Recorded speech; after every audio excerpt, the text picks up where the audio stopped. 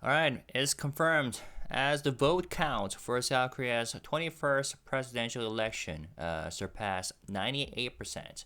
Democratic Party candidate 민주당 candidate Lee Jae-myung has been elected 21st president of South Korea. He holds more than 49% of the vote. And I just came across a detailed article from Yonhap News about the new president. It gives a full picture of his background, his rise to power, and what he's promising now that the election results are in. I thought it would be pretty helpful to walk you through it, summarize the key points, and share some context along the way. So let's get into it. So Lee Jae-myung, the newly elected 21st president of South Korea, is not your typical political figure. His story reads more like a drama script than a conventional political resume. And for many Koreans, that's exactly what makes his rise so striking. Lee Jae-myung is now 61 years old, but he was born into extreme poverty in a remote village in Andong City. He often describes himself not as someone born with a dirt spoon, but with no spoon at all. So in Korea, people often describe their socioeconomic background using spoon metaphors, like being born with a gold spoon, silver spoon, or dirt spoon, like 금수저, 은수저, 흙수저. It's a way of saying whether you grew up wealthy, middle class, or poor. Now, Lee Jae-myung's phrase "no spoon" means that he started with nothing, below even the lowest class. And his family scraped by on his mother's earnings from cleaning public toilets and selling toilet paper in a market. He grew up eating scraps of discarded fruit and missed school often because of the long mountainous walk to get there. He later moved to the industrial city of Seongnam and worked in factories from the age of 13, lying about his age to get hired. In one accident, his arm was actually crushed in a press machine, which became an injury that left a permanent disability, which was exactly why he was exempt from military service back then. Now, enduring harsh working conditions and frequent abuse, he made a personal vow to escape that life, to not be beaten, to earn money, and to live freely.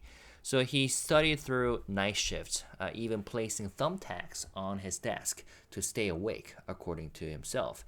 Eventually, he passed the high school equivalency exam and went on to study law at Chungang University on a scholarship. So you see Lee Jae-myung on his right, and on the left, you see his mother in the photo. Lee Jae-myung later became a human rights lawyer, known for defending workers and marginalized citizens. He was inspired by a lecture from former President Roh Moo-hyun, who was also a lawyer turned president. And Lee Jae-myung entered politics with a mission to challenge entrenched power, so to say. So his early activism, including a campaign to establish a public hospital, led to clashes with conservative politicians and even a brief arrest. His political breakthrough came in 2010 when he was elected mayor of Seongnam City, where he declared a municipal debt moratorium just 11 days into office. He pushed through bold welfare programs like youth stipends and free school uniforms and gained both praise and resistance. That makes sense. During the 2016 protest that led to President Park Geun-hye's impeachment, Lee Jae-myung was actually one of the first to publicly call for her removal, which boosted his national profile. He ran in the 2017 presidential primary but actually lost, only to return stronger in 2018 as governor of Gyeonggi Province, Gyeonggi-도지사, which is the most populous region in the country. Now, as governor, he enforced strict pandemic measures and took on illegal development projects, and he also fought back against powerful interest groups. But with his rise came constant legal troubles and political resistance. His 2022 presidential bid narrowly failed, losing to Yoon Suk-yeol, the former president, by just 0.73%, which is actually the smallest margin in South Korean history. Now, most politicians would have taken a break, but Lee Jae-myung didn't. He ran for parliament and won and was elected party leader just months later. And in 2023, amid mounting legal pressure and public skepticism, he went on a hunger strike, protesting what he called an incompetent and violent regime. A few months later, he survived a knife attack at a public event, which only strengthened his public image as a survivor. Now, the legal threats haven't gone away. Several investigations remain open, including allegations tied to land development scandals. But delays in court proceedings have pushed major trials beyond the election period, which cleared the path for his return. So, Lee Jae-myung's political style is often compared to Roh Moo-hyun, one of the former presidents that I mentioned, being blunt, unpolished, and sometimes controversial, but grounded in working class experience and outsider instincts. Some call him like a combative version of Roh Moo-hyun. Others see in him a symbol of upward mobility in a country where the political class has long been dominated by elites. So now, with the country, South Korea, facing rising inequality, geopolitical tension, and post-pandemic fatigue, Lee Jae-myung, now as president, is tasked with not just governing, but healing a deeply divided nation, so to say. So whether his presidency will be as dramatic his rise remains to be seen. So what do you think? Having read through this article, I feel like Lee Jae-myung's rise to the presidency is by any standard unusual. In a political landscape, still largely shaped by elites, networks, and academic pedigrees. Someone with his background, like child labor, disability, like night school, rarely gets this far. The Yonhap article lays out that story in full. A tough childhood, relentless work ethic, and a stubborn refusal to stay down. It's compelling and for many Koreans, deeply personal. But now that he has made it, what kind of president will he become? So, like I said, Lee Jae-myung's political style has always been sharp-edged.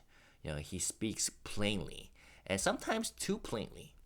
He's not afraid to go head-to-head with institutions, rivals, or the media.